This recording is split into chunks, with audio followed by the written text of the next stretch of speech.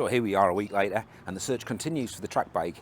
I'm supposed to be working on the Land Rover today, but unfortunately the BMW's realised this and decided that it needs a load of attention. So far I've looked at a few track bikes, but nothing that's really ticked all the boxes.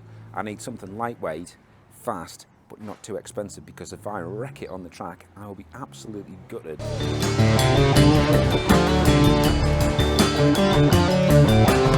So of course, the BMW, realising that we're on such a tight timeline, it decides that it wants to do its best impression of the Blackpool illuminations.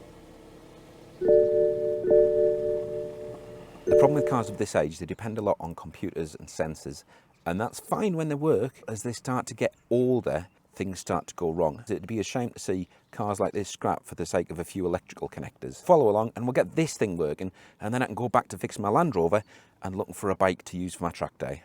Of course, the advantage with a car from this era, where it does have electronic and computer systems, is that you can plug into it. Here we're using Carista to diagnose the fault, and it tells us that both rear wheel speed sensors have failed. This is where this job could be really easy or really difficult. You see, the wheel speed sensors are held in by this little nut, and it tends to rust and corrode. The key is to remove as much corrosion as possible and use good quality penetrating spray.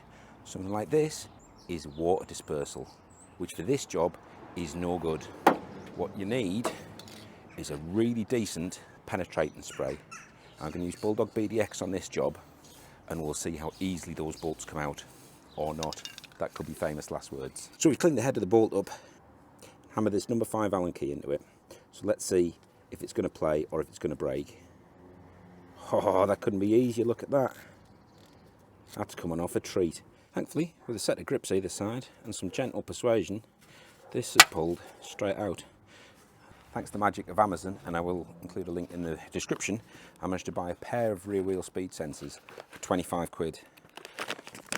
New in the bag, but they include a pair of torn wheels, which I won't be using today, but these do break up and eventually they can foul the sensor. Quick tip here, if you're doing this yourself, don't bother with any of these little 8mm nuts here. They just shear. There's a 10mm that goes in there, pull that off and be a little bit brutal with the arch liner, and hey presto, there's the connector to remove the wheel speed sensor. So those wheel speed sensors done. There is one more issue with this car, which is a really minor one. It's only a blown bulb. The access under the engine bay is absolutely atrocious. And I managed to get these covers off. These covers sit on the back of the headlight unit, and behind that is the bulb. So when I got the bulb out, the only slight issue is with the bulb also came the clip which holds the bulb into position. So I'm going to have to pull the headlight unit out of the car to put this clip back on to then put the bulb back in. Hang on. Gary. Yes. Suzuki. To be continued. And this is the reason why I'm going to have to slide the headlight out slightly. This is as much access as you get. Seems like it was easier to remove the airbox than remove the headlight. Headlight's a bit of a non-starter because you've got to remove the grille, got to remove the front bumper. Whereas with the airbox off, I've got loads of room. So there you go, it's back together. Let's see if that headlight works, eh?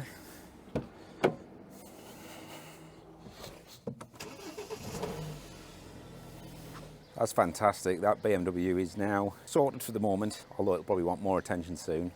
Well, join me next time when the search for the track bike continues, and we'll get on and get the Land Rover back on the road.